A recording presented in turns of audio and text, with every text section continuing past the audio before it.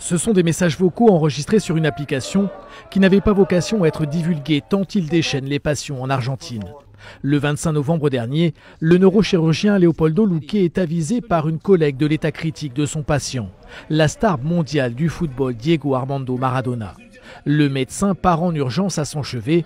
C'est là dans sa voiture qu'il reçoit l'appel d'un ami journaliste qui l'interroge sur des rumeurs d'un décès. D'un ton très calme et détaché, Leopoldo Luque lui répond alors. Il a fait un arrêt cardio-respiratoire. Il va en chier en mourant, le gros.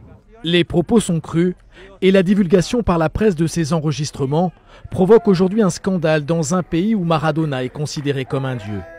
Une vague d'émotions et la révolte de Dalma, la fille de l'icône argentine, anéantie par si peu de considération de la part d'une personne si proche de son père. Je viens d'écouter les audios et j'ai vomi. La seule chose que je demande à Dieu, c'est que justice soit faite et que tous ceux qui doivent payer paient. Luque est un fils de... et j'espère que justice sera rendue.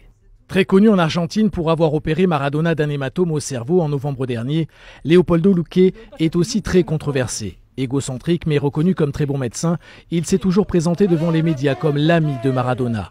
Pour certains, ses propos prouvent aujourd'hui le contraire. Dans l'enquête sur les circonstances de la mort d'El Pibe de Oro, Leopoldo Luque est accusé de négligence et risque un procès pour homicide involontaire. Pas sûr que les révélations de ses messages téléphoniques plaident en sa faveur.